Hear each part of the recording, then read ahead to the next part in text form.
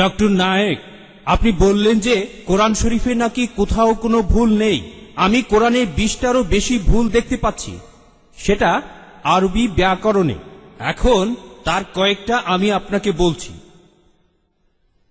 ইন্নাল্লাযীনা আমানু ওয়াল্লাযীনা হাদু ওয়াস-সাবিউন, এটা আছে সূরা বাকারায় আর সূরা হাজে।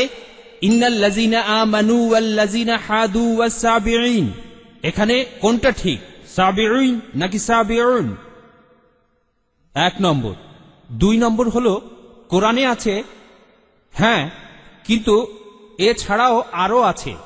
সূরা তাহার 63 নম্বর আয়াতে ইন্না হাজানি লেসাহিরান, ভুল, ইন্না হাজাইনি লেসাহিরান। এটার কি ব্যাখ্যা দেবেন?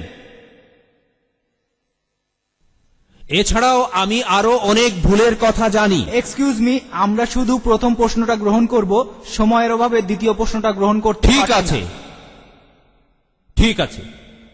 ভাই, আপনি খুব সুন্দর একটা প্রশ্ন করেছেন। আমি আরেকটু সহযোগিতা করতে চাই যে হ্যাঁ, আপনি সবগুলো ব্যাকরণগত ভুলের কথাই বলেন। আর আপনার হাতের বইটা লিখেছেন আব্দুল ফাদি। আব্দুল ফাদি ঠিক, ইজ দ্য কোরআন ইনফেলেবল। আমিও দেখতে পাচ্ছি, হ্যাঁ আলহামদুলিল্লাহ, আমি ভালোই দেখতে পাই।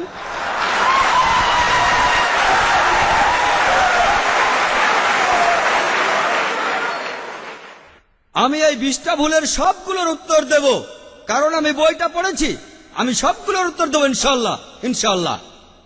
1 নম্বর পয়েন্ট ভাই, 1 নম্বর পয়েন্ট, এখানে 1 নম্বর পয়েন্ট হলো যে আরবির সব ব্যাকরণ এসেছে কোরআন থেকে।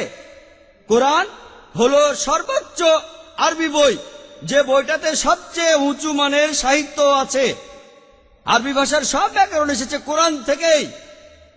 কোরআন হলো ব্যাকরণের মূল গ্রন্থ, আর কোরআন যেহেতু ব্যাকরণের মূল গ্রন্থ এবং সব ব্যাকরণে এসেছে কোরআন থেকে, কোরআনে কোনো ভুল থাকতে পারে না। 1 নম্বর পয়েন্ট। 2 নম্বর পয়েন্ট, 2 নম্বর পয়েন্ট, 2 নম্বর পয়েন্ট। ব্যাপারটা এরকম যে আপনি একটা রুলার নিলেন আর সেই রুলারের গায়ে দাগ কাটা আছে, তারপর বললেন যে মাপটা ভুল হয়েছে। এটা বেশ অযৌক্তিক। 2 নম্বর পয়েন্ট, আরবে বিভিন্ন আলাদা আলাদা গোত্রে, আপনি যদি আরবি জানেন, আর ডক্টর উইলিয়াম ক্যাম্বেল আমার সাথে একমত হবেন যে আরবের গোত্রগুলোর মধ্যে ব্যাকরণ মাঝে মধ্যে বদলে যায়। কিছু কিছু আরবীয় গোত্রে যে শব্দটা স্ত্রীবাচক, অন্য আরেক গোত্রে সেটাই পুরুষবাচক। একই শব্দ, তবে গোত্রভেদে ব্যাকরণ বদল হতে থাকে, এমনকি শব্দের লিঙ্গ বদলে যায়। তাহলে আপনি কি কোরআনকে সবগুলো ব্যাকরণ দিয়ে পরীক্ষা করবেন? না।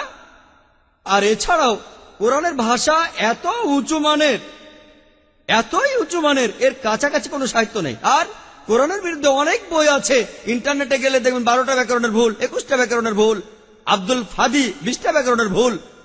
আপনাদের কি ধারণা খ্রিস্টানরা এই ভুলগুলো বের করেছে? কারাই ভুল বের করেছে জানেন? কারা করেছে? মুসলমানরাই। মুসলমান পণ্ডিতরা, যেমন জামকশারি, তারা এটা করেছেন। কোরআনের ব্যাকরণ এত উঁচু মানের যে কোরআনের ভাষা মাঝে মধ্যে প্রচলিত আরবির বিরুদ্ধে যায়। কোরআনের ব্যাকরণ এত উঁচু মানের, কোরআনের ব্যাকরণ এতই উঁচু মানের, এজন্য তারা উদাহরণ দিয়েছে। আমিও কয়েকটা উদাহরণ দেব, এতে আপনারা সবগুলো উত্তর পেয়ে যাবেন। তারা উদাহরণ দিয়েছে যে কোরআনে লেখা আছে লূত আলাইহিস সালামের গোত্রের লোকজন তারা সকল নবীকে ত্যাগ করেছে।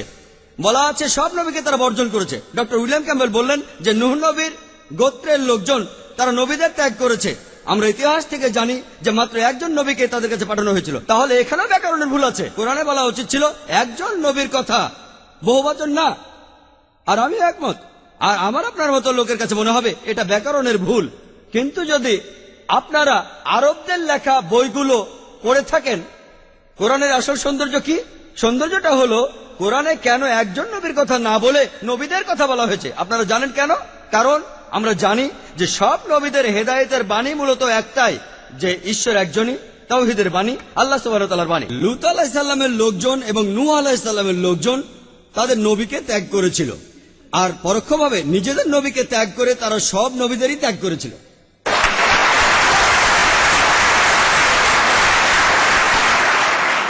সৌন্দর্যটা দেখেন, ভাষার অলংকার দেখেন, আলহামদুলিল্লাহ। আপনার মনে হতে পারে এটা ব্যাকরণের ভুল, কিন্তু এটা ভুল নয়। একইভাবে নূর সারওয়ার নামে একজন বলেছেন যে কোরআন বলছে কুনফা ইয়া কুন, হ বললে হয়ে যায়।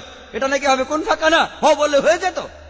হ্যাঁ, আরবির পাস্ট টেন্সে কুনফা কানা কুন ফায়াকুন নয়, কিন্তু কুন ফায়াকুন আরো উঁচু মানের।